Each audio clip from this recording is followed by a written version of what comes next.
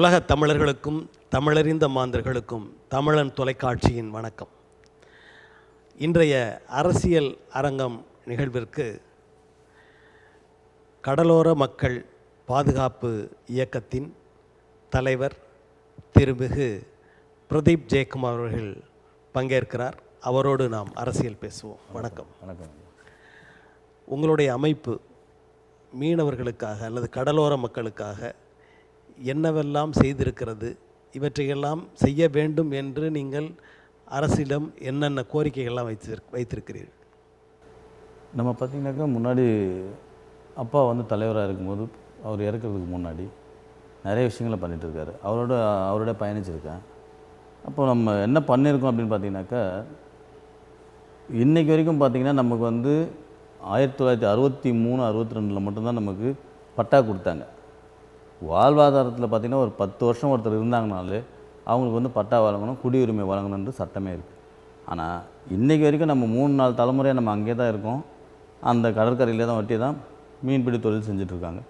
நம்ம எல்லாமே அங்கே தான், வாழ்வாதாரத்துலேருந்து எல்லாமே அங்கே தான், அடிப்படையாகவே நம்ம அங்கே தான் உருவாகணும். ஆனால் இன்றைக்கி வரைக்கும் அந்த 63க்கு அப்புறம் ஒருத்தர் கூட பட்டாவோ குடியிருப்பு சான்றிதழ் தர்றதில்லை. இது நீங்கள் வாழ்கிற அந்த திருவான்மியூர் பகுதிகளுக்கு மட்டுமா, இல்லை எல்லா கடலோர எல்லா கடற்கரை ஓரம் எல்லாமே மீனவர்களாகிய எல்லாருக்குமே, எங்கள் சமுதாயத்தை சேர்ந்த எல்லாருக்குமே அப்படி தான் பண்ணுறாங்க. அது என்னென்னா, ஒரு இப்போது லேட்டஸ்ட்டாக பார்த்திங்கனாக்கா ஒரு நவீன தீண்டாமை மாதிரி ஒன்று உருவாக்கிட்டு இருக்காங்க. என்ன காரணம்னாக்கா, நாங்கள் ஒரு பெருமளவில் இயற்கையோடு ஒன்றி வாழ்ந்துட்டு இருக்கிற காலத்தில் பார்த்திங்கன்னா ஒரு நீண்ட கடற்கரை, நீண்ட வீடுகள், அங்கங்கே லாங்காக வீடு இருக்கும். நம்ம அங்கே எல்லாம் ஒரு புயல் காலத்தில் இருந்தாலும் சரி, ஒரு இயற்கை இடர்பாடுகள் ஏற்படும் போது இருந்தாலும் சரி, வலைகளை சேஃப்டியாக வச்சுக்கிறதுக்கு, பாதுகாப்பாக வச்சுக்கிறதுக்கு, எங்களுடைய பாதுகாப்புக்காக கொஞ்சம் தள்ளி வீடுகள்லாம் நிறைய இருந்துச்சு. இப்போ அது எல்லாத்தையும் என்ன பண்ணுறாங்கனாக்கா, அரசாங்கம் மறைமுகமாக ஒரு விஷயத்தை என்ன பண்ணுறாங்கன்னா, உங்களுக்கு அடுக்குமாடி குடியிருப்பு கட்டித்தரோம் அப்படின்னு ஒரு கொஞ்சம் கொஞ்சமாக ஒரு எப்படி சொல்கிறதுன்னா, கரையான் புத்து கட்டுற மாதிரி நம்மளை என்ன பண்ணுறாங்கனாக்கா, ஒரு குடியிருப்பு அடுக்குமாடி குடியிருப்பை கட்டிட்டு எங்களை எல்லாரையும் ஒரு 10 அடுக்கு மாடி அந்த மாதிரி கட்டி விட்டுட்டு மீதி இருக்கிற இடத்த எல்லாத்தையுமே அவங்க என்ன பண்ண போகிறாங்க அப்படின்னாக்கா அது ஒரு கேள்விக்குறியாகவே இருக்குது. அதே மாதிரி பன்னாட்டு கம்பெனிகளுக்கும் கொடுக்குறாங்க. நாங்கள் மீனவர் அல்லாத மற்ற எப்படின்னாக்கா ஒரு பணம் படைத்தவர்கள் யார் வந்தாலும், ஒரு நிறுவனமோ யாராக இருந்தாலும் அவங்களுக்கு ஈஸியாக கொடுத்துட்றாங்க. அவங்களுக்கு கரண்ட்லேருந்து எல்லா அடிப்படை வசதியும் அவங்களுக்கு கொடுத்துறாங்க. ஆனால் நாங்கள் கேட்டால் எல்லாமே தர மறுக்கிறாங்க. என்னன்னாக்கா, எங்களை ஒரு கட்டுப்பாட்டுக்குள்ளவே வச்சுருக்கணும். உங்களுக்கு அடுக்குமாடி கட்டிடங்கள் கட்டி கொடுத்துருக்காங்கன்னு சொல்கிறீங்க? ஆமாம், அடுக்குமாடி கட்டி தட்டுங்க. ஏன்னா அது நமக்கு ஒரு இயற்கையாக வாழ முடியாது இல்லைங்களா? நீங்கள் அப்போ இருக்கிற இடத்துல எங்களுக்கு அழகாக வீடே கட்டி தரலாங்களே, ஒரு 1+1 இல்லை ஒரே ஒரு வீடு அழகாக இருக்கிற இடத்துல கட்டி கூட மீதி இடத்த ஃப்ரீயாகவே வைக்கலாமே அழகாக. இப்போ அடுக்குமாடி குடியிருப்பு கட்டிட்டாங்க, மீதி இருக்கிற இடத்துல மற்றவங்களுக்கு நீங்கள் தார வார்த்தாச்சு. அப்போ நாங்கள் ஒரு புயல் காலத்தில் ஒரு இயற்கை இடர்பாடு இருப்போம். இப்போ வெப்பநிலை மாற்றம் பார்த்திங்கன்னா கடல் கிட்ட வந்துகிட்டே இருக்குது. இப்போ நம்ம 2050 பார்த்திங்கனாக்கா கடல் கிட்டத்தட்ட ஒரு சைதாப்பேட்டை கிட்டே நிற்கும் அப்படின்ற மாதிரிலாம் சொல்கிறாங்க. அது உண்மைன்றதுலாம் நம்ம இல்லை. ஆனால் ஒரு விஷயத்தை பார்த்தோன்னா கடல் கொஞ்சம் கிட்ட வர்றது தான். அப்போது இருக்கிற இடத்த எல்லாத்தையும் நீங்கள் டம்ப் பண்ணிட்டீங்கன்னா, இயற்கையாக பாரம்பரியமாக மீன்பிடி தொழில் செய்திருக்கிற நாங்கள் பின்னாடி கேள்விக்குறி தான். நாங்கள் இருக்கிறதே கேள்விக்குறி. இப்போ உங்களுக்கு உரிமையான அல்லது நீங்கள் காலங்காலமாக பயன்படுத்தி வந்த இடங்களை மற்றவர்களுக்கு தாரை வார்க்கிறார்கள் அப்படின்னு சொல்ல வரீங்க? ஆமாம். இது ஏன், அதாவது உங்களுடைய இடம் இல்லைன்னா நீங்கள் பயன்படுத்தி வந்தீங்க, அது அரசோட இடம் தானே, அவங்க யாருக்கு வேணாலும் கொடுக்கலாம் தானே? அது எப்படிங்க? அது அரசுடைய இடம் யாருக்கு வேணால் கொடுக்கலாம் இல்லைங்க. சட்டத்தில் என்ன சொல்கிறாங்கனாக்கா, கடற்கரை புறம்போக்குன்றது கடற்கரைக்கு ஒட்டி வாழ்கின்ற மீனவர்களுக்கு உரிமையான இடம் தான் அது. அவங்களுடைய பயன்பாட்டுக்கு எந்த காலத்துலேயும், நீண்ட கால குடியிருப்பாக இருந்தாலும் சரி, இப்போவாக இருந்தாலும் சரி, அது அவங்களோட பயன்பாட்டுக்கு தான் வைக்கணுன்றது தான் சட்டமே. ஏன்னா நம்ம இந்தியாவில் அரசியலமைப்பு சட்டத்திலே பார்த்திங்கனாக்கா, தொழில் ரீதியாக நாங்கள் ஜாதி கிடையாது. எங்கள் மீனவர் நம்ம ஜாதி கிடையாது. தொழில் ரீதியாக நாங்கள் மீனவர். மற்றது வேணால் நம்ம எப்படி வேணால் சொல்லலாம், அந்த ஜாதி இந்த ஜாதி சொல்லலாம். எங்களுக்கு தொழில் ரீதியாக நாங்கள் மீனவர். அந்த மீனவர்ன்ற அடிப்படையில் கடற்கரையை ஒட்டி இருக்கிற பகுதியில் கடற்கரை மீனவர்களுக்கு வச்சுருந்தால் மட்டும்தான் அது நல்லதாக இருக்கும். ஏன்னா இன்றைக்கி இருக்கிற காலகட்டத்துக்கு நம்ம எப்படியே வாழ்ந்துட்டு இருக்கோம். ஆனால் இன்னும் ஒரு 5 வருஷமோ 10 வருஷமோ பொறுத்து பார்த்திங்கனாக்கா கடல் கிட்டே நாங்கள் எங்கே போகிறது? அதுதான் இல்லை, அது உடனடியாக வரப்போகிறதில்ல, படிப்படியாக வரும். படிப்படியாக உங்களுக்கு அடுத்தடுத்த இடங்களை கொடுக்கத்தானே செய்வாங்க. படிப்படியாக தொழில். அப்போ நாங்கள் எப்படிங்க தொழில் இப்போ உதாரணத்துக்கு எங்களுக்கு முன்னாடியே பார்த்திங்கனாக்கா கண்ணகி நகரில் கொடுக்குறேன்னாங்க வீடு. சுனாமி பிறகு எங்கள் ஊருக்கு நம்ம திருவான்மியூர் குப்பத்தை சேர்ந்தவங்க எங்களுக்கு 900 வீடு நம்ம தரேன்னு சொல்லிட்டு சொன்னாங்க. நாங்கள் 900 வீடு வாங்கிட்டு அங்கே போயிட்டு இந்த இடத்த விட்டுனாக்கா இங்கே ஒரு பன்னாட்டு கம்பெனி எப்படி சொல்கிறதுனாக்கா நாங்கள் இருக்க முடியும், தொழில் செய்ய முடியாது. தொழில் செய்ய முடியாது. அது கேள்விக்குரியாத ஆகிடும். அங்கேருந்து நம்ம இங்கே வரணும். இப்போ கடற்கரையில் உட்காந்துட்டு நாங்கள் பார்த்துட்டு இருந்தோனாக்கா என்ன காற்று அடிக்குதுன்னு பார்ப்போம். கச்சாங்காத்தா, வாடகை காத்தா, தென்னை காத்தா, இந்த மாதிரி சொல்லுவாங்க. அதேமாதிரி மீன் வளம் எந்த பக்கம் வருது, எப்போ போனால் கரெக்டாக இருக்குன்றதுலாம் நாங்கள் இங்கே கடற்கரை உட்காந்துனே பார்த்துட்டு நம்ம அவங்க போய் பிடிப்பாங்க. அது எல்லாம் இப்போ அங்கேனாக்க இவங்க சொல்கிற டைம் தான் வந்து பிடிக்கணும் போன்ற மாதிரி ஆகிடும். உங்களுடைய தொழில் அந்த ஆதாரத்தையே குலைக்கிறாங்க. ஆமாம், கண்டிப்பாக தொழில் வாழ்வாதாரமே இப்போ கிட்டத்தட்ட எப்படின்னா பல முனையில் வந்து எங்களை வந்து அட்டாக் பண்ணுற மாதிரி தான் இருக்குது. ஒரு விஷயத்த வந்து ஆசை காட்டுறது என்னன்னாக்கா, உங்களுக்கு வந்து நம்ம சுற்றுலாத்தலம் மாதிரி ஆக்கிடுறோம், நீங்கள் வந்து உங்களுடைய வாழ்வாதாரத்தை உயர்த்துறதுக்கு வழி பண்ணுறோம் அப்படின்னு சொல்லிட்டு கவர்மெண்ட் சொல்லுது. சரி, வாழ்வாதாரத்துக்கு வழியை சொல்கிறீங்கன்னா எங்களுக்கு நாங்கள் வாழ்வாதாரத்துக்கு முதல்ல வந்து இடத்த முதல்ல உறுதிப்படுத்தி எங்களுக்கு கொடுங்க. இப்போ வந்தவங்களுக்கு கொடுக்குறீங்க, பட்டா எங்களுக்கு கொடுங்கன்றோம். நாங்கள் இப்போ ஃபிஷர்மேன் மட்டும் என்ன தீண்டத்தகாதவங்களா, இல்லை வேறு நாட்டிலேருந்து அகதிகளாக வந்து இங்கே இருக்கிறோமா? ஏன் அந்த பாகுபாடு? கார்ப்பரேஷன் பார்த்தாக்கா நம்மளை மட்டும் மீனவரை மட்டும் ஒரு மாதிரி பார்க்குறது. கார்ப்பரேஷனில் நீங்கள் ஏன் இங்கே கட்டினுக்கிறீங்க வீடு? ஒரு அதிகாரி வந்து கேட்குறாரு, இங்கே இவ்வளோ பக்கத்தில் நீங்கள் ஏன் வீடு கட்டினுக்கிறீங்க? எங்க நாங்கள் வீடு கட்டல, நாங்கள் ஆதி காலத்துலேருந்து இங்கே தான் இருக்கிறோம். நீங்கள் வந்தவங்க எல்லாமே தான் கட்டி எங்களை வந்து தள்ளியாச்சு. எங்களை வந்து ஒரு எப்படி சொல்கிறதா ஒரு வத்திப்பட்டி சைஸில் எங்களை அடிச்சிட்டிங்க. இதுதான் நாங்கள் கேட்குறதுங்க. எங்களுக்கு வந்து உரிமையான இதை கொடுத்துருங்க. நம்ம அதுதான் உரிமை கேட்குறது தான் எங்களுடைய வேலை. வேறு விதமான கோரிக்கைகள்லாம் வைக்கிறீங்க?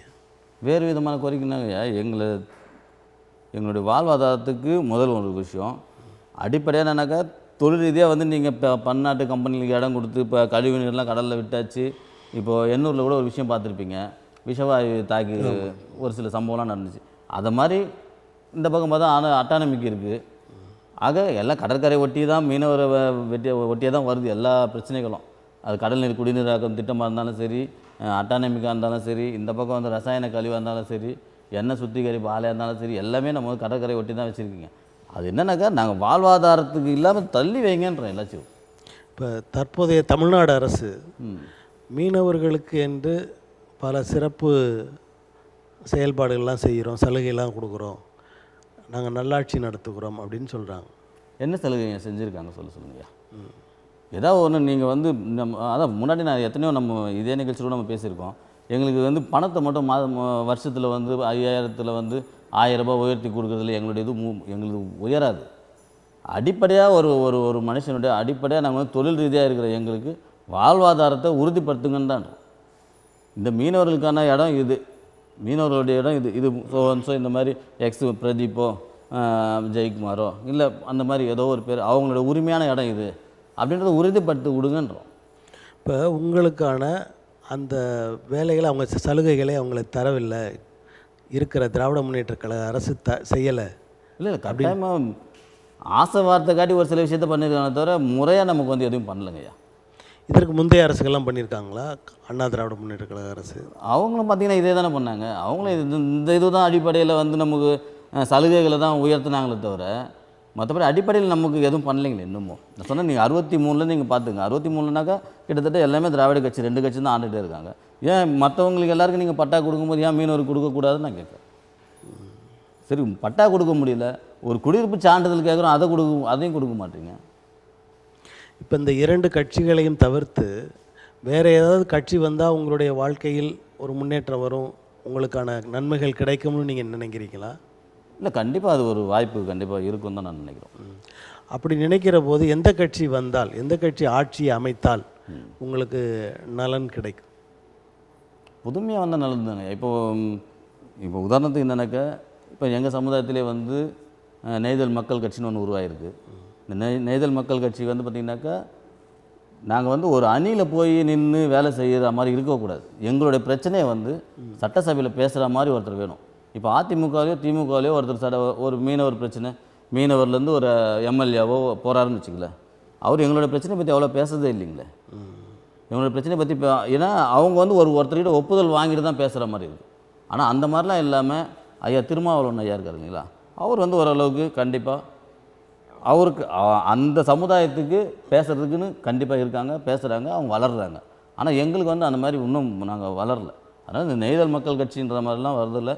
நாங்கள் கடலோர மக்கள் பாதுகாப்பு இயக்கமும் சேர்ந்து அந்த நெய்தல் மக்கள் கட்சியோடு இணைஞ்சு அண்ணன் இப்போ விஜய்லாம் இப்போ கட்சி ஆரம்பிச்சிருக்காரு, ஒரு நம்பிக்கை இருக்குது. அந்த மாதிரி கட்சியோடு நாங்கள் வந்து ஒரு கூட்டணி மாதிரி ஒரு பேசி எங்களுக்குன்னு ஒரு சீட்டோ 2 சீட்டோ வாங்கி சட்டசபையில் பேசுகிற அளவுக்கு கட்டாயமாக உருவாக வேண்டும். அப்படி தான் பண்ணணும். இப்போ நீங்கள் வந்து மக்கள் தொகையில் குறைவு, மீனவர்கள் என்று பார்த்தால் குறைவு. அப்படி இருக்கும்போது உங்களுக்கான உறுப்பினர்கள், சட்டமன்ற உறுப்பினர்கள் எப்படி கிடைப்பாங்க? எப்படி கிடைப்பாங்கன்னா, இப்போது நீங்கள் சொல்கிற மாதிரி குறைவு அப்படிங்கிற இது இல்லைங்கய்யா. நம்ம மீனவர் வந்து எல்லோரும் மீனவர்னா மீனவர் மட்டும்தான் போடுவாங்கன்னு இல்லைங்களே. மீனவர்லேருந்து ஒருத்தர் நல்லவர் வந்தாங்கன்னா போட போகிறாங்க யாராக இருந்தாலும். ஒரு எல்லா சமுதாயத்தையும் சேர்ந்து இப்போது நம்ம மீன் பிடிக்கிற இதுனா எங்களை சார்ந்து நிறைய பேர் இருக்காங்க பார்த்தீங்களா. மீன்பிடி தொழிலை சார்ந்து நிறைய பேர் இருக்காங்க. மீன்பிடி தொழிலை சார்ந்து அவங்க எங்களோட நண்பர்கள் இருக்காங்க. அந்த மாதிரி எங்களதில் ஒரு நல்ல பிரதிநிதி ஒருத்தர் கிடைச்சானா கண்டிப்பாக அவங்க போடுவாங்க. இப்போ கடலோர மக்கள் பாதுகாப்பு இயக்கம் இது வந்து மீனவர்களுக்கு மட்டுமானதா, இல்லை கடலோரத்தில் வாழ்கின்ற வேறு மக்களுக்கும் உரித்தானதா, அவங்களுடைய உரிமைகளுக்காக பாடுபடுத்தாது? இல்லை மற்ற சமுதாயத்துக்கு சேர்ந்து தான். மற்ற இதை ஒட்டி நம்ம மீன்பிடி தொழிலை ஒட்டி சார்ந்து வாழ்கின்ற எல்லா தொழில் செய்கிறவங்களுக்கும் நம்ம சேர்ந்தது தான். அதாவது இலங்கையில் பிடிபட்ட அந்த படகுகள் அதெல்லாம் அந்த அரசு வந்து அவங்களுடைய பயன்பாட்டுக்கு எடுத்துக்க போகிறதா இப்போ ஒரு செய்தி வந்தது. இதை எப்படி பார்க்குறீங்க நீங்கள்? இல்லைங்க, அது அவங்களோட பயன்பாட்டுக்கு எடுத்துகிட்டு போகிறாங்கனாக்கா நம்ம இந்திய கடற்படை தான் கேட்கணும். ஆனால் அந்தளவுக்கு நம்ம வந்து ஒரு திராணி இல்லாமல் தான் இருக்கணும்னு தான் அர்த்தம். ஏன்னா நான் என்ன சொல்கிறேன்னாக்கா, ஒரு கடலில் எல்லை இல்லைன்னு நம்ம ஒரு முடிவில் இருக்கோம். சரி, எல்லை நீங்கள் நிர்ணயிச்சிட்டிங்கனாக்கா நீங்கள் அங்கே ஒரு கண்ட்ரோல் போட்டு நம்ம ஆளுங்களை அந்த பக்கம் போகாத அளவு நீங்கள் பார்த்துக்குங்க. நீங்கள் அப்போ வந்து உங்களால் வந்து அந்த இடத்த வந்து நீங்கள் தக்க வைக்கிறதுக்கோ இல்லை அந்த வரைமுறைப்படுத்துறதுக்கோ தகுதி இல்லைன்னு தான் அர்த்தம். இப்போ இந்திய ஒன்றிய அரசு மிகப்பெரிய வல்லமையுள்ள அரசு, பலமான ஒரு ஆட்சி இருக்குது, அரசாக இருக்குது. இந்த அரசுனால் அந்த ஒரு சிறிய நாட்டை எதிர்க்க முடியவில்லை, இங்கே உள்ள மீனவர்களை தங்களது பாதுகாப்பில் வைத்துக்கொள்ள இயலவில்லை அப்படின்றது உண்மை நினைக்கிறீங்களா? இல்லை இதை வேண்டுமென்றே அல்லது ஏதோ ஒரு காரணத்திற்காக இந்த தமிழ்நாட்டு மீனவர்களுக்கு உதவுவதில்லை அப்படின்னு நினைக்கிறீங்களா? பொதுவாக மீனவர்கள் வந்து எல்லாமே வந்து பார்த்திங்கனாக்கா ஏதோ ஒரு கிள்ளுக்கிற மாதிரி தான் வச்சுருக்காங்க. எலெக்ஷன் டைமில் சும்மா நம்மளை ஆளுக்கு பலத்துக்கு வச்சுருக்காங்க, அதுக்காக தான் யூஸ் பண்ணுறாங்க தவிர மற்றபடி உண்மையாக வந்து எந்த கட்சியுமே இன்னும் நமக்கு வந்து மீனவர்களுக்குன்னு இல்லை. சீமான் ஐயாலாம் ஒரு மாதிரி அவ்வளோ ஒரு ஆவேசமாக பேசினார். உண்மையில் வரவேற்கத்தக்கது. ஒரு சில நேரத்துலலாம் பார்த்தீங்கன்னா நம்ம மீனவரோட பிரச்சனையை பேசுகிறேன். இப்போ விஜயும் அதே மாதிரி தான் பேசுகிறாரு. பேசுகிறவங்க எல்லாம் கரெக்டாக நிற்பாங்களா, அதுதான் பிரச்சனை. பேசுகிறவங்க எல்லாம் சீமான் மாதிரியே விஜயும் பேசுகிறாரு, ஆனால் அவர் மாதிரியே அவரும் அதுக்கப்புறம் கண்டுக்காமல் போயிடுவார் அப்படின்னு நினைக்கிறீங்களா?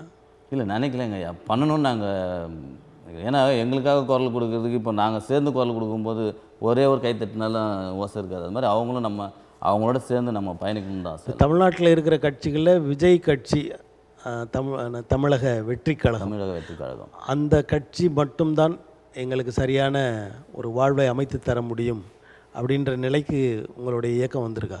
இல்லை, அப்படிலாம் இல்லைங்க.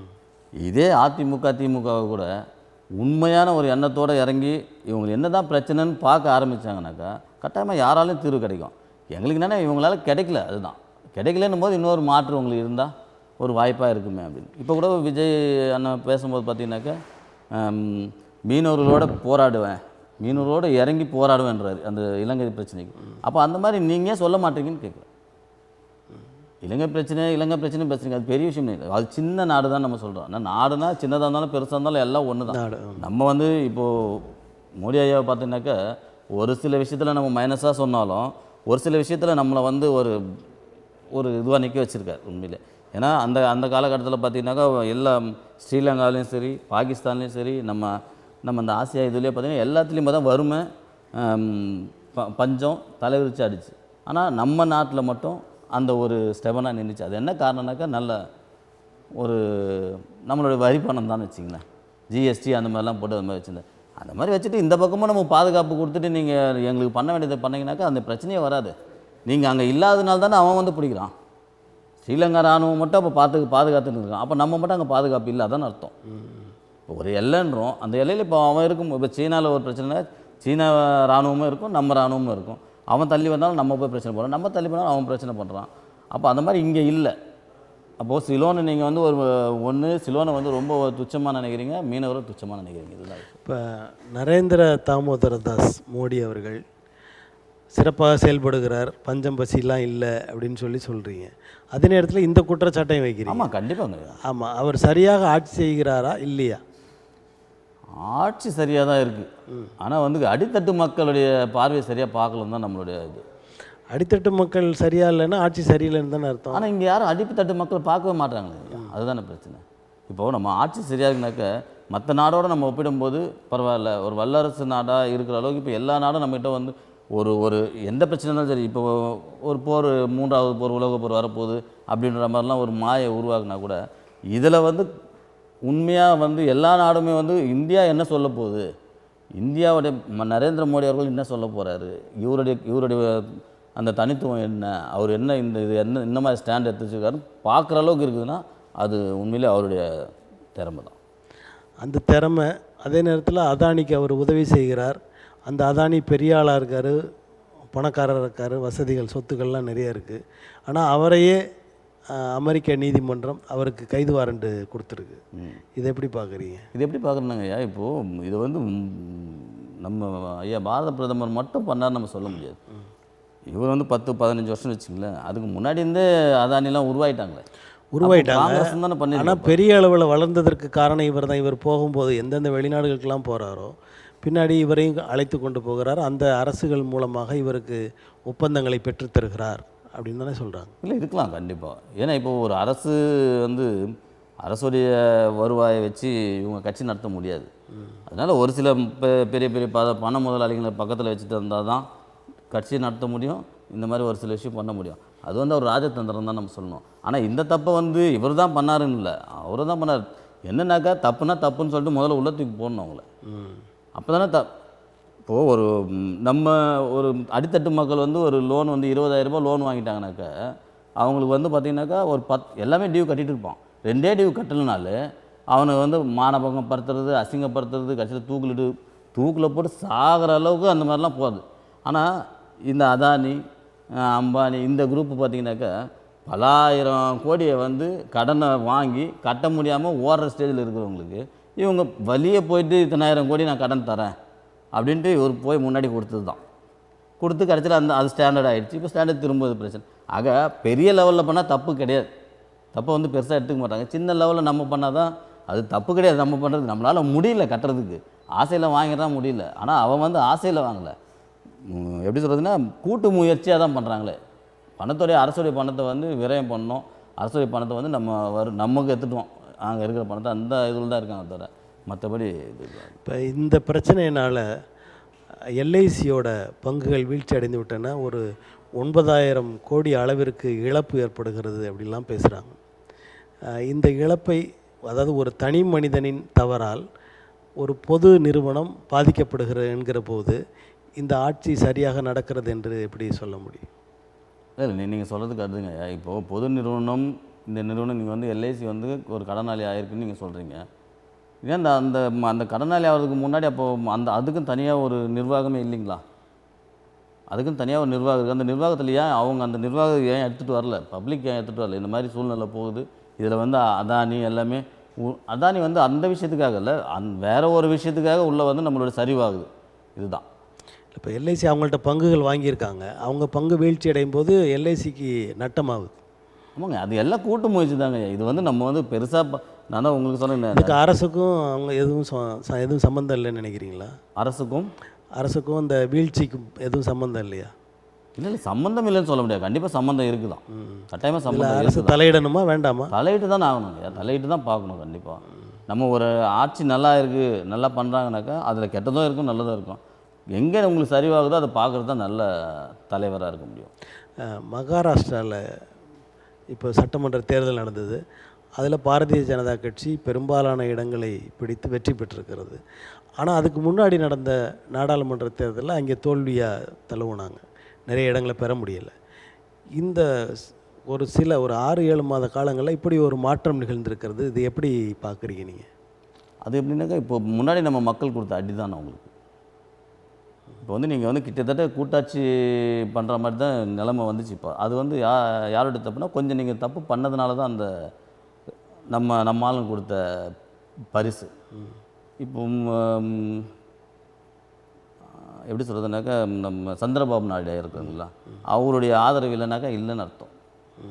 கொஞ்சம் நிலையாக கரெக்டாக ஒரு ஈஸியான ஒரு ஆட்சி. முன்னாடி பார்த்தீங்கன்னாக்கா எந்த கட்சியும் பேச தேவையில்லை, யாரையும் பேச தேவையில்லை, ஸ்ட்ரெயிட்டாக அவர் தான் சிஎம் அப்படின்னு. ஆனால் இப்போ அந்த மாதிரி இல்லையே. அப்போ அது என்ன காரணம் என்னன்னாக்கா, அவருடைய தப்பு. அந்த தப்பை இப்போ ஏதோ மாற்றி மகாராஷ்டிராவில் வச்சு ஏதோ பண்ணியிருக்காங்க.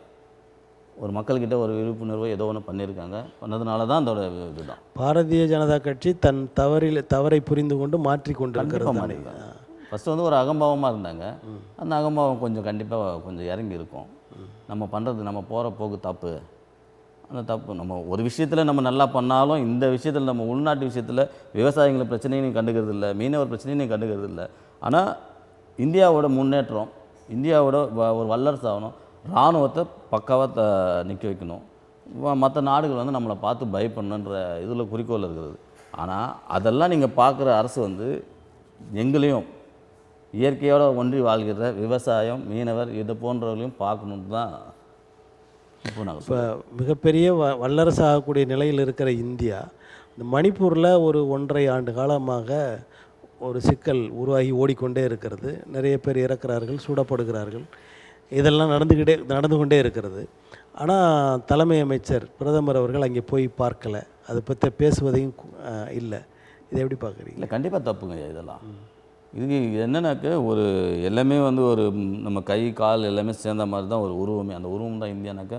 ஒரு விரலில் ஒரு பிரச்சனைனா கூட நீ கண்டிப்பாக பார்த்து தான் ஆகணும். அதை ஏன் பார்க்காம விடுறாங்கன்றது நமக்கு தெரியல. ஏன்னா இது இப்போ இந்த எலெக்ஷனுக்கு முன்னாடி இருந்தே இந்த பிரச்சனை போய்ட்டு, மணிப்பூர் பிரச்சனை. இதில் ஏன் தலையிட மாற்றுறாருன்றது கண்டிப்பாக தெரியல. இல்லை அவரால் போக முடியல அப்படின்னா கூட மற்றவங்களாச்சும் இறங்கி என்ன தான் பிரச்சனைன்னு பார்க்கணும். அது பார்க்க மாட்டுறாங்க. அது பூதாகரமாக பெருசாக வேணும்னே பண்ணுறாங்களான்றது ஒரு கேள்விக்குறியாக தான் இருக்குது.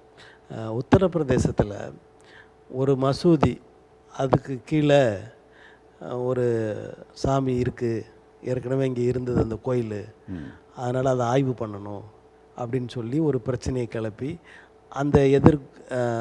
அந்த குழுவினரும் பிரச்சனைக்கு உள்ளாகி 3-4 பேர் சுடப்பட்டு இறந்திருக்கிறார்கள். இதை எப்படி பார்க்குறீங்க? என்னை பொறுத்த வரைக்கும் என்னன்னாக்கா ஒரு விஷயம், நம்ம பாபர் மசூதி இடிச்சிட்டு அங்கே ராமர் கோயில் கட்டினாங்க. சரி, ஏதோ ஒரு தவறு முடிஞ்சிச்சு, அதோடு விட்டுருந்தோம்.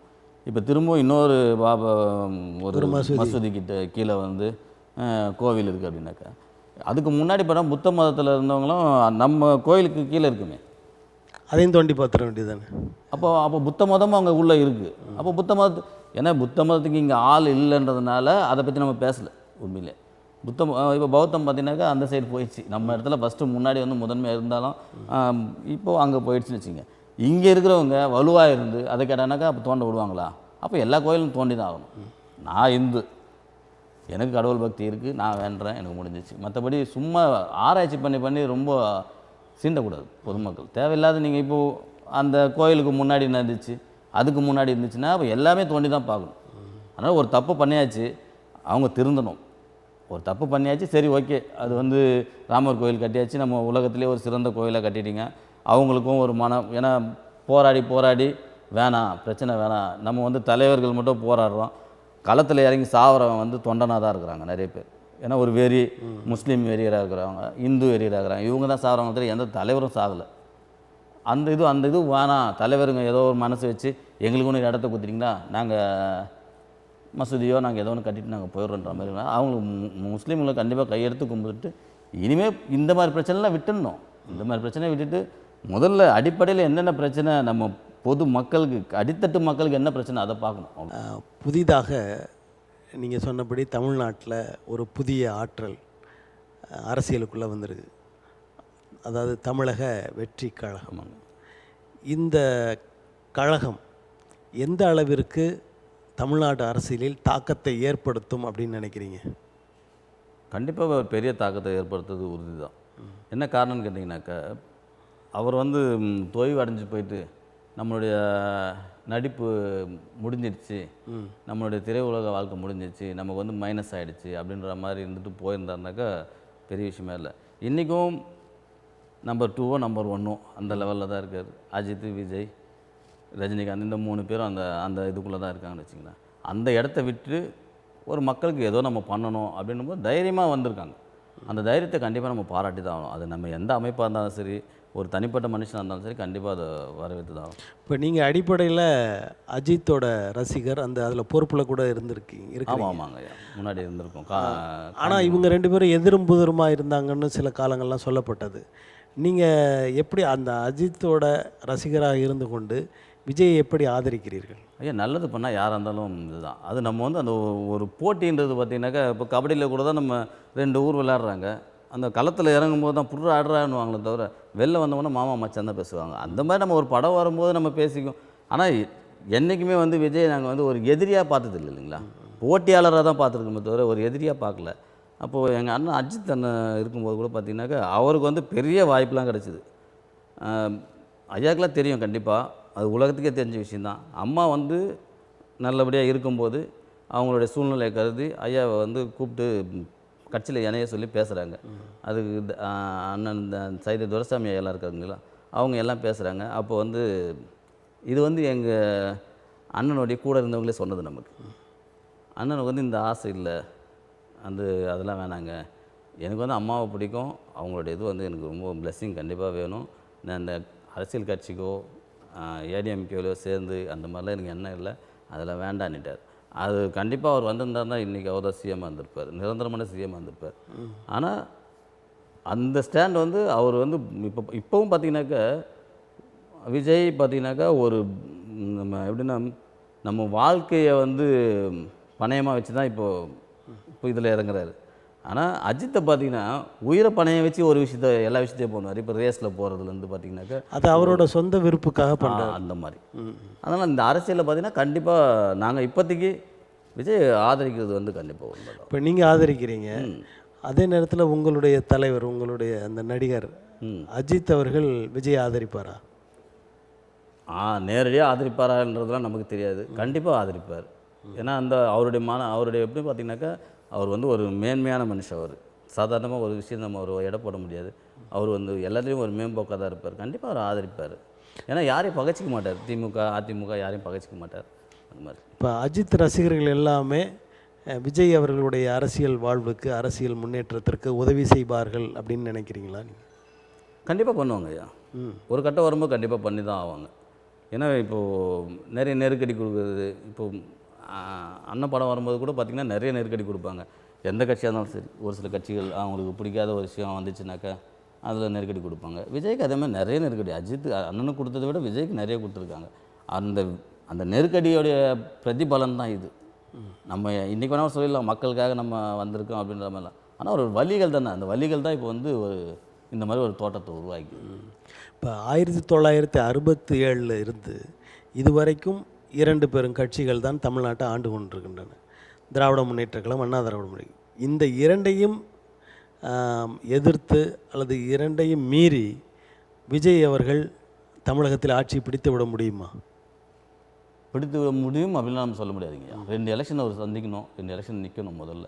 அதுக்கப்புறமும் நம்ம ஸ்டாண்டர்டாக நிற்கணும். அது நின்னார்னா கண்டிப்பாக ரிசல்ட் கிடைக்கும். எந்த தொகுதியினாலும் விஜய் ஜெயிக்க தான் போகிறார். அவருடைய பிரச்சனை நம்ம உதாரணத்துக்கு கூட்டணியாக நம்ம போனால் நம்மளோட பிரச்சனை கண்டிப்பாக அவரோட பேசுவார்.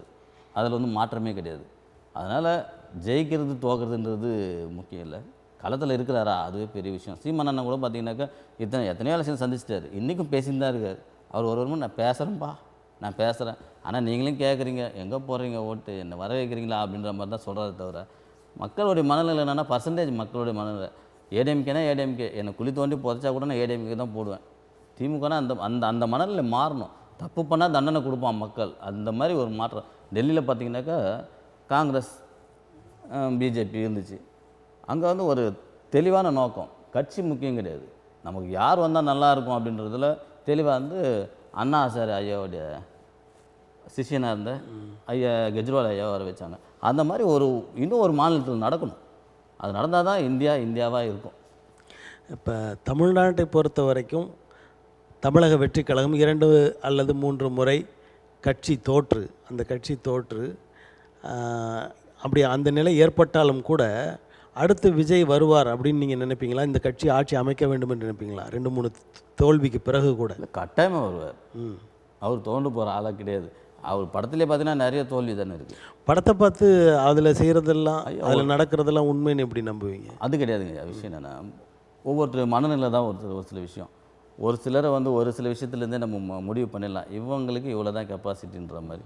இவ்வளோ தோல்வியை சந்தித்து நம்ம இல்லை, அவர் நடிக்கிறதுக்கு லாக்கி இல்லைன்ற மாதிரிலாம் சொன்ன காலம்லாம் போய் என்னாலே முடியுன்றதை நிரூபித்து காட்டினார். இது கூட ஒரு மறைமுகமாக இருந்துட்டு ஏதோ ஒரு கட்சிக்கு ஆரம்பிச்சா ஒரு சும்மா எப்படின்னா, இப்போ ஐயா துணை முதல்வர் ஐயா இருக்கார், அவர்கிட்ட சும்மா ஜாலியாக பேசிட்டு கொண்டுட்டு மறைமுகமாக இப்போ இது போயிட்டே இருக்கலாமே, பணத்தை மட்டும் சம்பாதிச்சிட்டு போயிடலாமே. ஏன் இவங்க எல்லாரையும் எதிர்க்கணும், எதிர்த்து ஒரு விஷயத்தை உருவாக்கணும், மக்கள்கிட்ட வந்து நல்லது பண்ணணுன்றது எதனால் வந்துச்சு? அப்போது ஒரு கெட்ஸ் இருக்குது. இப்போ விஜய்க்கு வந்து அரசியல் அறிவு குறைவு, அவருக்கு அந்த அனுபவம் கிடையாது, அவர் எழுதி கொடுத்ததை தான் வாசிக்கிறார், அது வந்து ஒரு நாடகம் போல தான் இருந்தது அந்த மாநாடு அப்படின்லாம் சிலர் சொல்கிறாங்க. இருக்கட்டுங்க, நாடகமாகவே கூட இருக்கட்டும். எந்த கட்சியாக இருந்தாலும் அப்படி தானே, எல்லாமே வரும்போது என்ன ஸ்ட்ரெயிட்டாக நான் சிஎம் அப்படின்னு வந்துட்டாங்க.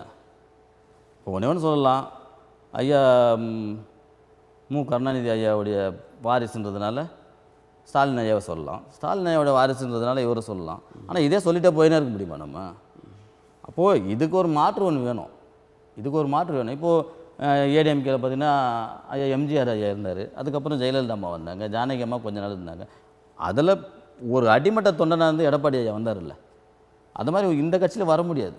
இந்த கட்சியில் பார்த்திங்கன்னா சொந்தங்கள் பந்தங்கள் நிறைய இருக்குது. இதில் ஒரு சிலருடைய தப்பை வந்து மறைக்கிறதுக்காகவே கட்சி நடத்தினிருக்கிற மாதிரி தான் தோணும். கண்டிப்பாக அவர் வந்து வருவார், ஜெயிப்பார். இப்போ தமிழக வெற்றி கழகம் வந்து விஜய் அவர்களால் தனித்தன்மையோடு அவரது சுய சிந்தனையோடு செயல்படவில்லை, பின்னால் இருந்து பாரதிய ஜனதா கட்சி இயக்குகிறது அப்படின்ற ஒரு வாதம் இருக்குது. கண்டிப்பாங்க. ஒரு சிலர் வந்து பிஜேபின்னு சொல்லலாம், ஒரு சிலர் திமுகன்னு சொல்லலாம். ஏன்னா அதிமுக வந்து தொய்வடைஞ்சு இல்லாத நிலைமையில் இருக்குது. இந்த மாதிரி நம்ம இந்த விஜயை வந்து நம்ம தூக்கி விட்டோம்னாக்கா அந்த கட்சி இல்லாமலே போயிடும். அப்போ திமுக வெற்றி கழகம், தமிழக வெற்றி கழகம் இதுதான் இருக்குன்ற மாதிரிலாம் எல்லாம் சொல்லலாம். ஆனால் அது உண்மை நிலவரம் நமக்கு தெரியாது. விஜய் அப்படின்றவர் யார் பக்கமும் சாராமல் நடுநிலையாக மக்களுக்கு செய்வார்ன்ற நம்பிக்கை எங்களுக்கு இருக்குது. அதனால் இப்போ விஜய் வந்து ஒரு நடுநிலையாளர் அப்படின்னு சொல்கிறீங்க, ஆனால் அவர் வந்து சில சாதிகளை சார்ந்து செயல்படுகிறார். அப்படி அதற்கு உதாரணமாக சொல்லணுன்னா அவருடைய மாநாட்டில் வந்து அம்பேத்கர், காமராஜர், வேலு நாச்சியார், அஞ்சலை அம்மாள் இவர்களோட படங்கள்லாம் இருந்தது. அப்போ அவர்கள் சார்ந்த சாதிகளோடு அவர் இணக்கமாக இருக்க விரும்புகிறார், அவர்களை பின்புலமாக வைத்து கொண்டு தான் இவர் இந்த அரசியலுக்குள் நுழைகிறார் அப்படின்ற மாதிரி செய்திகள். எப்படி இப்போ இதை நம்ம எப்படி பார்க்கணுன்னாக்கா, ஒரே ஒரு விஷயம் என்னன்னாக்கா, தனிப்பட்ட விஜய் வந்துட்டு நமக்கு முன்னாடி யாரை வைக்க முடியும் சொல்லுங்கள்? யாரையுமே வைக்க முடியாது. எம்ஜிஆரை மட்டும் வச்சாங்கனாக்கா திமுக ஒரு மாதிரி ஆகிடுவாங்க. கலைஞர் ஐயா வச்சாங்கனாக்கா அந்த மாதிரி காமனான தலைவர்கள் வச்சுருக்கணும். அதில் என்னன்னாக்கா சிங்கார வேலர்லாம் வச்சுருக்கணும் எங்களுடைய இதுக்கு. ஏன்னா அம்பேத்கர் ஐயா வந்து சாதாரணமான ஆள்லாம் இல்லை, நம்ம அப்படிலாம் கிடையாது. அவர் வந்து மேற்கு வங்கம் பூர்வீகமாக இருந்தால் கூட இங்கே வந்து நம்ம பிரித்து கொண்டாடுறோம்னாக்கா பெரிய விஷயம். அதே லெவலில் வந்து அதே சட்ட உருவாக்கம் அதில் அந்த குழுவில் தான் வந்து சிங்காரவேலர் ஐயா தமிழர், பச்சை தமிழர் இருந்திருக்கார். அவரையும் நம்ம தூக்கி வச்சு கொண்டாடணும். அதை கொண்டாடாமல் விட்டுடுறோம். நம்ம அதையும் ஒரு கோரிக்கையாக நம்ம விஜய் அண்ணாக்கிட்ட வைப்போம். இப்போ ஒவ்வொரு சாதி அமைப்புகளும் அல்லது தொழில் சார்ந்த சாதி அமைப்புகளும் கூட அவங்கவுங்களுக்கு ஒரு 4-5 தலைவர்களை சொல்கிறாங்க.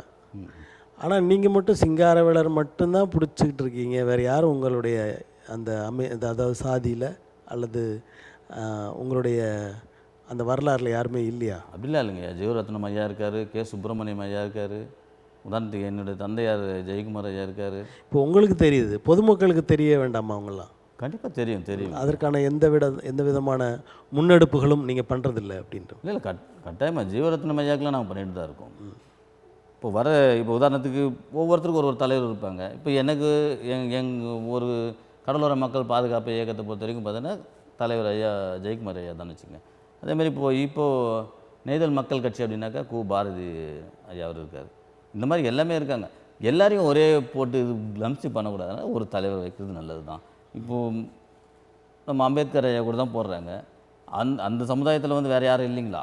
எல்லாமே இருக்காங்க, நிறைய பேர் இருக்காங்க. ஏன் நம்ம அம்பேத்கரை போகிறோம்னா அவர் இல்லை அவங்க வரிசையாக நிறைய சொல்கிறாங்க. நான் அயோத்தியதாச பண்டிதர், ரெட்டைமலை தாத்தா ரெட்டைமலை சீனிவாசன், இமானுவேல் சேகரனார், இப்படி நிறைய பேர் அவங்க சொல்கிறாங்க. மக்களுக்கும் தெரியுது. ஆனால் மீனவர்களை பொறுத்தவரை, மீனவ அமைப்புகளை பொறுத்தவரை இவர் மட்டும்தானே, ஒருத்தர் மட்டும்தான் தெரியும். கரெக்டு தாங்க. நாங்கள் எப்பவுமே வந்து ஒன்று திமுக அதிமுக இதோட பயணிச்சே பழகப்பட்டாச்சு நம்ம.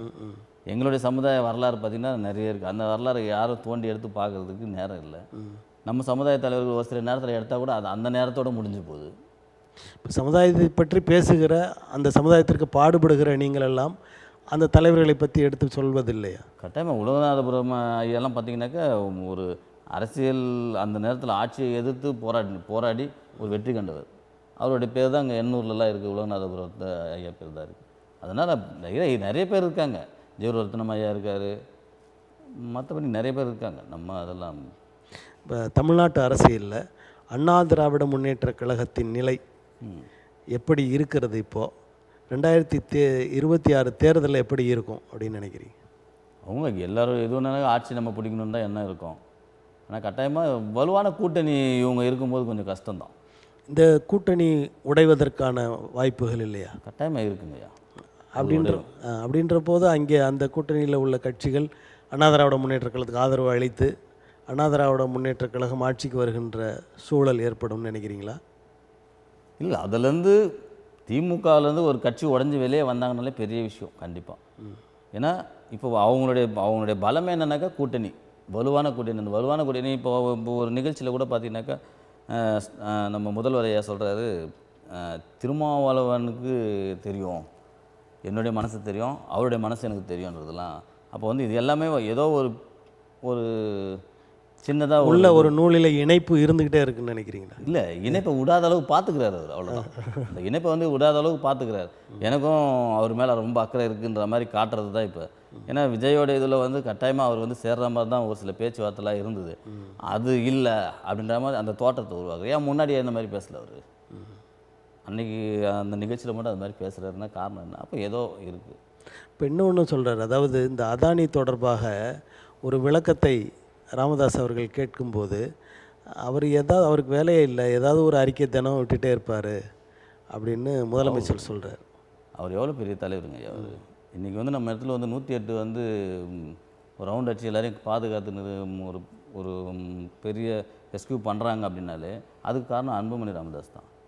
அப்போது அவருடைய அப்பா அவர் சாதாரணமானவர் இருப்பார், நீங்களே யோசிச்சு பாருங்கள். அந்த மாதிரிலாம் இவர் ஒரு பொறுப்பற்ற தன்மையெல்லாம் பேசக்கூடாது. இல்லை, இவர் ஏற்கனவே என்ன சொல்கிறாருன்னா, அமைச்சர் அதற்கு பதில் கொடுத்துட்டாரு, நான் பதில் சொல்லணும்னு அவசியம் இல்லைன்ற மாதிரி தான் பேசுகிறேன். சரி, அதுக்கு நான் சொல்ல வேண்டிய நேரத்தில் பதில் சொல்கிறேன்னு சொல்லிட்டு போயிட்டு தானே. அவருக்கு வேலை வெட்டி இல்லைன்றதெல்லாம் வந்து இது வந்து திருமாவளவன் அவர்களை சமாதானப்படுத்த இப்படி பேசுகிறாருன்னு நினைக்கிறீங்களா?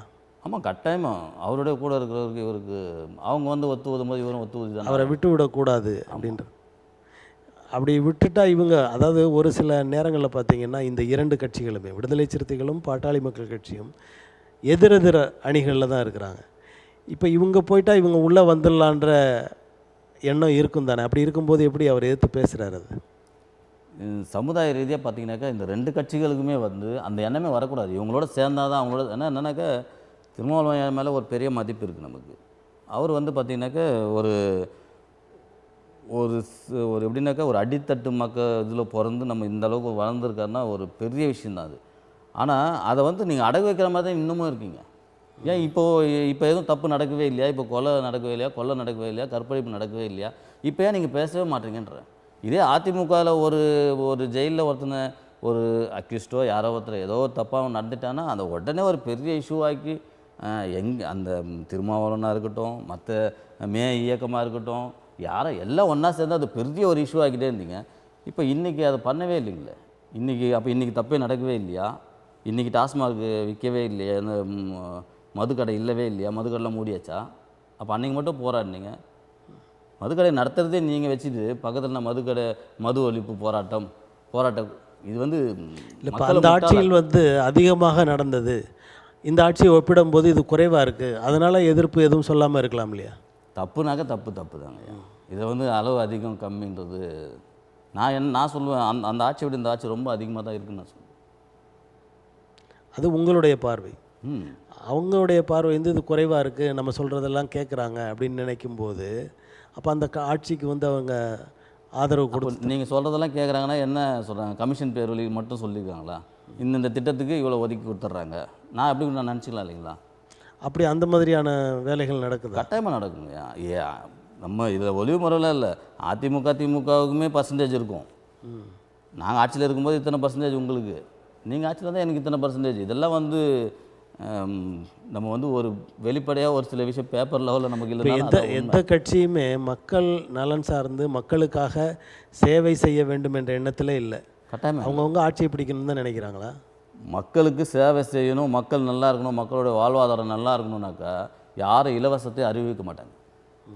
இலவசமும் ஒரு இது வந்து அறிவிக்க மாட்டாங்க. அப்போ இலவசம் நீங்கள் கொடுக்குறீங்கனாக்கா இப்போ இங்கே வந்து அந்த வாழ்கிறதுக்கு தகுதி இல்லாத மக்கள் தான் இங்கே இருக்காங்க.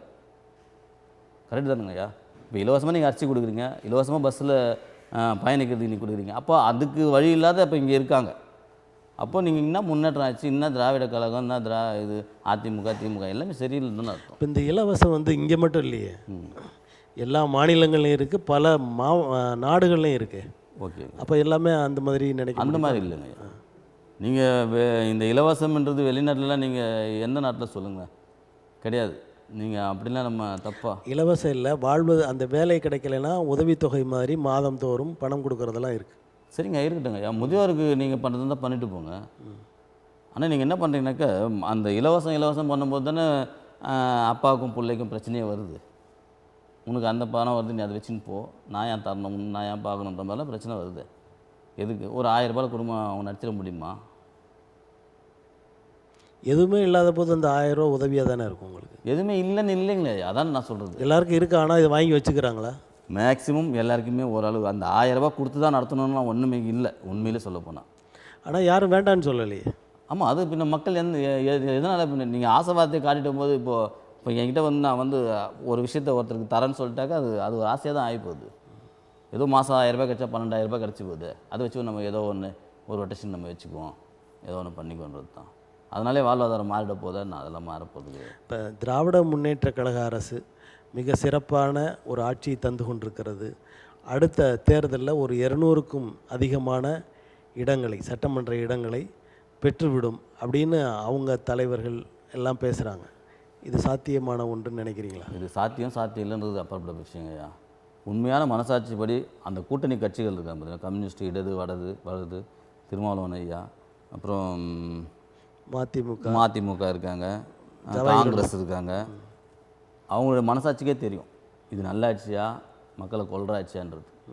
கட்டாயமாக இது வந்து நம்ம சும்மா இப்போது உதாரணத்துக்கு இப்போ ஒரு இன்றைக்கி நம்ம வரும்போது கூட மிஞ்சி போனால் 4 ஹவர் தான் மழை. இங்கே ஏதோ ஒர்க் பண்ணிகிட்டு இருக்காங்க, இங்கே தண்ணி நிற்கிதுன்னு ஓகே, ஒர்க் பண்ண இடத்துலாமே தண்ணி நிற்கிது. அப்போ சரியாக நீங்கள் அடிப்படையில் என்ன பிரச்சனை நீங்கள் பண்ணுறதில்ல. சும்மா ஒரு ஒரு ஒரு எப்படின்னாக்கா நீங்கள் விஜயை சொன்னீங்க இல்லைங்களா, அந்த விஜயை சொன்னீங்க பாருங்களா, இது வந்து நாடகம் மாதிரி. நீங்கள் நாடக ஆட்சி மாதிரி தான் நடத்திட்டு இருக்கீங்க. பட்டாசு தொழிற்சாலையில் பார்த்தீங்கன்னாக்கா ஒருத்தன் மருந்தே இல்லாமல், கையில் மருந்தும் இல்லை, ஒன்றும் இல்லை, அவனை வந்து இந்த மாதிரி ஒரு ரூமில் உட்கார வச்சுட்டு ஒரு ஷோ இது இருக்கீங்க. அப்போ நீங்கள் உங்களுக்கு வந்து இறங்கி போய் பார்க்குறது கூட உங்களுக்கு இல்லை. பட்டாசு தொழிற்சாலையில் அவங்களுக்கு என்ன பிரச்சனை, அவங்களுடைய வாழ்வாதாரம் என்ன, அவங்க வாழ்வாதார பிரச்சனை என்னன்னு நீங்கள் பார்க்கணும். அடிப்படையில் அங்கே நேரடியாக களத்தில் போய் பார்த்தா தானே அது தீர்வு கிடைக்கும். ட்ரெஸ் பண்ணி வர வச்சுட்டு ரூமில் உட்கார வச்சுட்டு நீங்கள் பட்டாசு கீழே வச்சுட்டு பார்த்தீங்கன்னாக்கா அதில் தீர்வு கிடச்சிருமா? அது ஒரு நாடகம் மாதிரி தான். எல்லாம் நாடகம்தான். நீங்கள் இப்போ நீங்கள் அரசியல் இப்போ இந்த திமுக கண்டிப்பாக நாடகம் தான் பண்ணுறாங்க. நாடகம் எல்லாமே சரியான ஆட்சி நடத்தலை. இல்லை, கண்டிப்பாக கிடையாதுங்க. இப்போ இந்த ஆட்சி வேண்டாம், இந்த ஆட்சி வந்து சரியாக நடக்கவில்லை அப்படின்னு நினைக்கிற போது மக்கள் எல்லாம் மாறுவாங்களா? மக்கள் மாறுவாங்க. நம்ம சும்மா நம்ம மாறிடுவாங்க, ஓட்டு போட்டுருவாங்க, ஜெயிச்சிடுவாங்க, அது கிடையாதுங்க. இப்போ என்ன விஷயம்னாக்கா அதிமுக 38%, திமுக 38%ன்னு வச்சுங்களேன். இது யூக்கல், இதில் வந்து மாற்றமே கிடையாது. நான் தான் ஃபஸ்ட்டு சொன்ன மாதிரி அவன் கத்தி எடுத்துனே குத்துனா கூட திமுகவுக்கு தான் போடுவாங்க, அதிமுகவுக்கு தான் போடுவாங்க. இவங்க கூட்டணி வலுவாக வச்சுருக்காங்க பார்த்தீங்களா, இந்த ஒரு விஷயந்தான் நிர்ணயிக்குமே. ஐயா திருமாவளவன் ஐயா மாதிரிலாம் அவங்களாம் மேம்போக்கான ஒரு ஒரு ஒரு பக்கா ஒரு எப்படின்னா ஒரு கட்ஸ் உள்ள ஆளுங்க, ஒரு தனித்துவம் மிக்க ஆளுக்கு மனிதர். அவங்களாம் தன்னிச்சா முடிவு எடுக்கணும். ஒரு முறை தோத்துட்டுன்றதுனால நீங்கள் ஏன் விடுறீங்கன்றேன். ஒரு முறை பிஜேபியோட போய் சேர்ந்து கூட்டணி வச்சு தனி ஆட்சி அமைக்கணுன்ற மாதிரி இந்த அதிமுக திமுக அல்லாத ஒன்று உருவாகணும்னு நீங்கள் நினச்சிங்க, அதில் தோத்துட்டிங்கன்னா நீங்கள் திரும்ப ஏன் அங்கே போகிறீங்கன்னு கேட்குறேன். இப்போ ஏற்கனவே மக்கள் நல கூட்டணின்னு ஒன்று அதுதான் சொல்கிறேன் ஆரம்பித்து ஆமாம் எதுவும் வெல்ல முடியலல்ல. அப்போ அந்த அதாவது அந்த சூடு பட்டதை அது நினைவு இருக்கும்ல, அதனால் வேண்டான்னு நினைக்கிறாங்க. அப்படிலாம் இல்லைங்க ஐயா. இப்போது ராமதாஸ் ஐயா, திருமாவளவன் இவங்க 2 பேர் வந்து ஒரு எதிரெதிரியாக வச்சுட்டு அரசியல் நடக்குது விஷயமே. அவங்க ஒன்றா சேர்ந்தாங்கனாக்கா இவங்களுக்கு வேலை இல்லாமல் போயிடும். தலைவர்கள் வந்து 2 சமுதாய தலைவர்கள் நம்ம மக்கள் நம்ம வருங்கால சந்ததியினர் வந்து நல்லா இருக்கணும் அப்படின்னு ஒரு எண்ணத்தோட வெளில வந்து கரெக்டாக ஒரு கருப்பு உட்காந்து பேசிட்டாங்கன்னு வச்சுங்களேன், அதிமுகவுக்கு வேலை கிடையாது, திமுகவுக்கு வேலை கிடையாது. அவங்க நிர்ணயிச்சுட்டு போயிடலாமே. நீங்களே கொஞ்சம் கணிச்சு பாருங்கள். நம்ம திருமாவளவன் ஐயாவோட கட்சி ஒன்று, அன்புமணி ராமதாஸ் ஐயா கட்சி ஒன்று, விஜய் கட்சி ஒன்று, எல்லாம் கூட்டணி இப்போ நாங்கள் எல்லாம் ஒன்றா சேர்ந்து ஒரு அமைப்பு உருவாக்குறோம்னு வச்சுங்க. நாங்கள் பர்சன்டேஜ் நீங்கள் கம்மின்னு சொல்லிட்டீங்க, உண்மையிலே கணக்கு எடுத்தால் தான் தெரியும் நாங்கள் எவ்வளோன்றது. ஜாதி கிடையாது நம்மளுது வந்து தொழில் ரீதியாக தான் நம்மளுது. நீங்கள் கணக்கு எடுத்திங்கன்னா கட்டாயமாக நாங்கள் வந்து ஒரு 30% 35% நம்ம இருப்போம். ஆனால் எல்லாரும் ஒரே மனநிலையில் இருக்க மாட்டாங்கல்ல. அதுதாங்க அந்த இதுவும் உடைக்கணும்னு தான் சொல்கிறேன் நாங்கள். இப்போ தமிழ்நாட்டை பொறுத்த வரைக்கும் திராவிட முன்னேற்றக் கழகம், அண்ணா திராவிட முன்னேற்றக் கழகத்தை விட விடுதலை சிறுத்தைகளும் பாட்டாளி மக்கள் கட்சியினரும் வலிமையாக இருக்கிறார்கள், பலமாக இருக்கிறார்கள் நினைக்கிறீங்களா நீங்கள்? ஆமாங்க ஐயா, அவங்களோட இதுவும் சுரண்டுறாங்க, அவ்வளோதான். அவங்களோட பிரச்சனையை கையில் வச்சுட்டு சுரண்டுறாங்க, அவ்வளோதான். இது ஒரு சுரண்டல் தான். அவங்க சிந்திக்க வைக்கக்கூடாது. இப்போ திருமாவளவன் என்ன நினைப்பார், அவருக்கு பெரிய விஷயம் கிடையாது, முதல்வர்ன்றது பெரிய விஷயம் இருக்குது. ஏன்னா இருந்தாலும் முதல்வர் வந்து நம்மளை வந்து இந்த மாதிரி ஒரு மிகப்படுத்தி பேசுகிறாரு, ஒரு பப்ளிக் இடத்துல பேசுகிறாரு அப்படின்போது அவருடைய தொண்டர்களுக்கெல்லாம் எப்படி இருக்கும், ஸ்டாலின் சூப்பர்ப்பா அப்படின்ற மாதிரி தான். ஆனால் உள்ளுக்குள்ளே நமக்கு தானே ஆப்பு வைக்கிறாரு. இப்போ விடுதலை சிறுத்தைகள் கட்சியும் பாட்டாளி மக்கள் கட்சியும் ஒரு கூட்டணியில் வருவதற்கான வாய்ப்பு இருக்குதுன்னு நினைக்கிறீங்களா? இல்லை, அந்த வாய்ப்பு இவங்க உருவாக்க மாட்டுறாங்களே ஐயா. வாய்ப்பு உருவாச்சுனாக்கா இவங்களுக்கு வேலை இல்லைன்ட்டுன்னு. அந்த வாய்ப்பு உருவாக்குறது யார் வரணும்? தலைவர்கள் தான் உருவாக்கணும். இப்போ அந்த இருவருமே, அதாவது எழுச்சி தமிழரும் மருத்துவர் ஐயாவும் அதை விரும்பலை அப்படின்னு நினைக்கிறேன். விரும்பலை. அவங்களுக்குள்ள ஒரு சில சின்ன பல பிரச்சனைகளை வந்து சின்ன பிரச்சனையை பெருசாக்கி ஜாதி பிரச்சனையாக்கி வச்சுட்டு இருக்காங்க. அதெல்லாம் தூக்கி போடணும். நீங்கள் 2 பேரும் ஒன்றா உட்காந்து பேசினா மற்றவன் அடிச்சு போகிறது கிடையாது. இப்போ இந்த 2 பேரும் தலைவர்களுக்கு நீங்கள் வந்து அறிவுரை சொல்கிறீங்களா? ஐயா, அறிவுரை சொல்கிற அளவுக்கு நான் பெரியது இல்லை. நல்லா இருக்குமேன்னு சொல்கிறேன், நல்லா இருக்குமேன்றேன். நீங்கள் பேசுங்களேன். நீங்கள் 2 பேரும் பேசி பாருங்கள். எல்லா கட்சியும் கூட்டணி கட்சி அப்படி பேசுகிறாங்க. ஒரு நட்பு ரீதியாகவே உட்காந்து பேசி பாருங்கள். அதுக்கப்புறம் நிகழ்வு எப்படி இருக்குன்னு பாருங்கள். அதிமுகவோட நிகழ்வு எப்படி இருக்குது பாருங்கள், திமுகவோட அசைவு எப்படி இருக்குன்னு பாருங்கள். ஆடிடுவாங்க கண்டிப்பாக. இப்போ அண்ணா திராவிட முன்னேற்ற கழகத்தில் முக்கியமான ஆட்கள் என்று சொல்லப்படுகிற ஒரு 3-4 பேர் வெளியில் இருக்காங்க. பாரதிய ஜனதா கட்சி கூட்டணியிலையும் இருந்தாங்க. அவர்கள் எல்லாம் இந்த அண்ணா திராவிட முன்னேற்ற கழகத்தில் எடப்பாடி பழனிசாமி அவர்களுடைய தலைமையில் ஒன்றிணைவதற்கான வாய்ப்புகள் இருக்கா? இல்லை, கட்டாயமாக இல்லாத மாதிரி தான் தோணுது. ஏன்னா இவரும் அந்த இதுலேருந்து விட்டு கொடுக்க மாட்டுறாரு. அவங்களும் வந்து அவங்க ஒரு சில நேரத்தில் இறங்கி வராங்க, ஆனால் முடிகிற மாதிரி தெரியல. 2026 தேர்தல் எப்படி இருக்கும்? யார் வெற்றி பெறுவார்? கட்டாயமாக வந்து கூட்டணி உடஞ்சா கட்டாயமாக சான்ஸ் ஏடிஎம்கேக்கு இருக்கும். ஒரு வலுவான கட்சியாக மற்ற தமிழக வெற்றி கழகம்லாம் கட்டாயமாக இருக்கும். நிர்ணயிக்கிறது 2026 நிர்ணயிக்காது. மேக்ஸிமம் இவங்களா அவங்களா தான் இதே தான் இருக்கும்.